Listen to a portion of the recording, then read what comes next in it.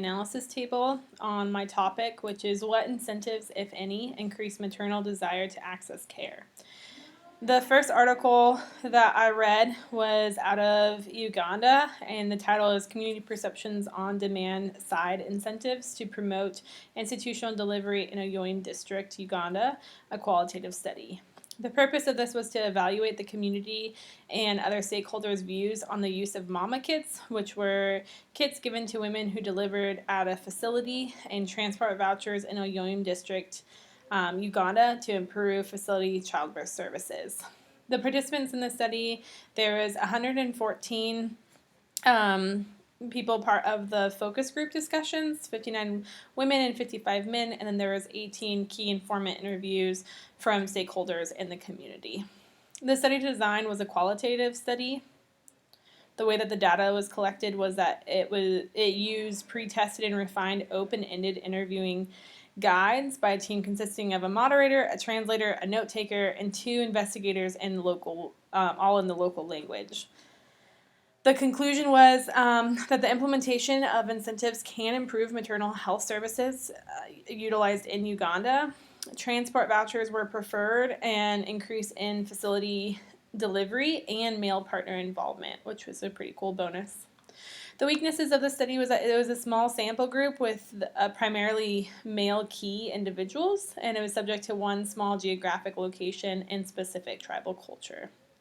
The strengths of this was that the focus group discussions and the key individual interviews engaged different categories of study participants, so they found a wide cross-sectional representation with multiple viewpoints. Other comments that I just wanted to make on this was that there was 10 focus groups out of that 114 focus group discussion. So they had 10 different groups that all met together. So they didn't just have 114 people in a room. Overall, the results were really promising. The second study I analyzed was out of Nepal. It was called Women's Knowledge About the Conditional Cash Incentive Program and its Association with Institutional Delivery in Nepal. The purpose of this was to understand how informed Nepalese women were about the cash incentive program and if their knowledge of the incentive program correlated with a higher institutional delivery. The participants ended up being 4,036 women who met the criteria out of the 12,000 participant study that was done, and the criteria was that they had to be between 15 and 49 years of age and delivered in the past 5 years. The study design was a data analysis, and like I said, they used the Nepal Demographic Health Survey, and they pulled data from that. The collection was to pull from the NDHS, the Nepal Data Health Survey, and then they analyzed the 4,036 women that fit the criteria, and then they did a statistical analysis and a logistic regression. The conclusions of this was that there was an increase in institutional delivery. It rose nearly threefold among women who did know about the Safe Delivery Incentive Program compared to those women who did not know about it. They also predicted other institutional factors that were evaluated, such as like education, wealth, urban status, and a few others. The weakness of this study was that there was no way to verify when the women had heard of the cash incentives, and if more would have had a facility delivery had that timing change. This study did not include additional barriers. The strengths of the study was that the author reported that the design model had a good fit because the observed and model predicted frequencies were not statistically different. It was also a low-cost study because the data was already collected. One comment that I want to make about this was that the study was done in 2011, whereas the Safe Delivery Incentive Program began in 2005. So that's why there's no way to verify when women had heard about the program. The third study is a really neat study. It was called Traditional Birth Attendant Reorientation and Mother Pack Incentives Effect on Health Facility Delivery Uptake in Narok County, Kenya, which was an impact analysis.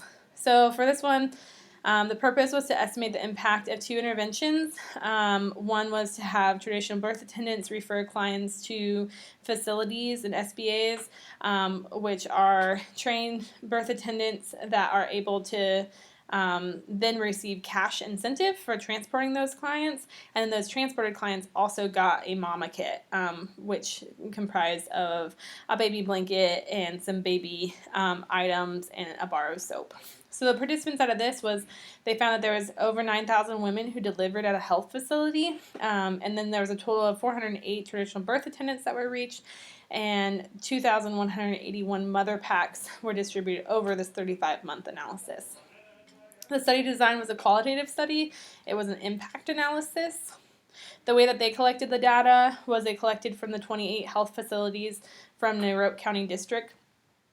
And then they checked to see what interventions were implemented. So the TBA, a cash voucher, and then the mama kits. And then they assessed the two variables and analyzed to see if there's an increase in the deliveries.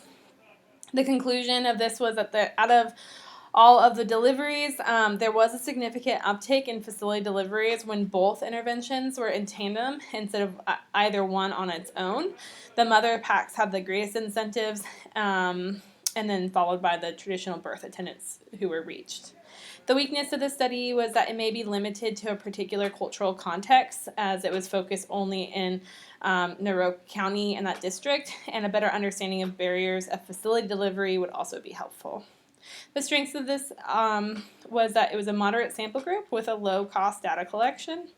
And then other comments was I just wanted to know that this analyst provides some evidence that there are really positive results when traditional birth attendants are co-opted into the health system rather than outdated and criminalized, which I thought was a really neat outcome of the study. So again, this is Elise Hull presenting my mini study analysis table. Thank you for listening.